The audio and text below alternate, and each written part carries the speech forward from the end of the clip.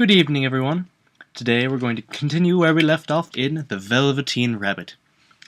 Last time, the rabbit was just becoming accustomed to sleeping and living with the boy, and possibly even becoming real.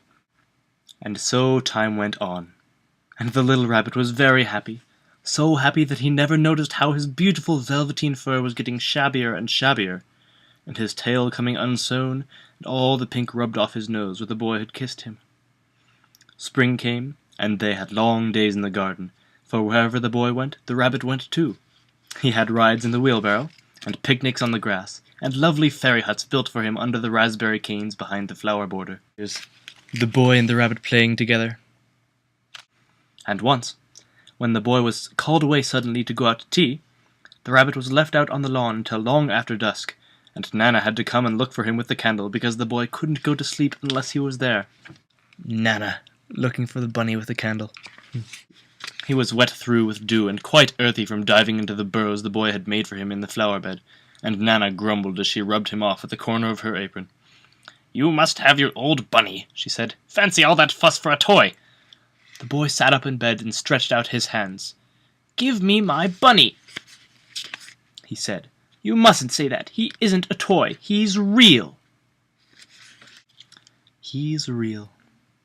When the little rabbit heard that, he was happy, for he knew that what the skin horse had said was true at last. The nursery magic had happened to him, and he was a toy no longer. He was real. The boy himself had said it. That night he was almost too happy to sleep, and so much love stirred in his little sawdust heart that it almost burst, and into his boot-button eyes that had long ago lost their polish, there came a look of wisdom and beauty, so that even Nana noticed it next morning when she picked him up, and said, "I declare if that old bunny hasn't got quite a knowing expression." That was a wonderful summer. Near the house where they lived there was a wood, and in the long June evenings the boy liked to go there after tea to play.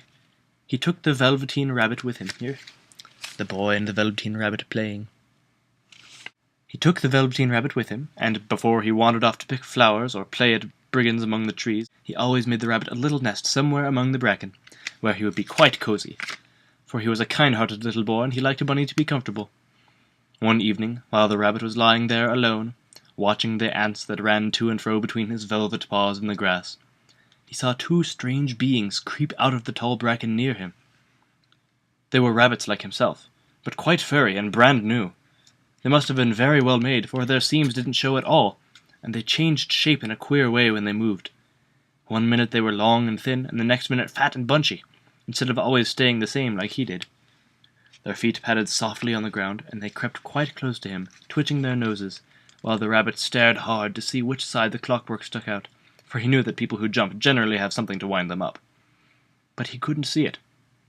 They were evidently a new kind of rabbit altogether. We'll find out next time what kind of rabbit exactly they are.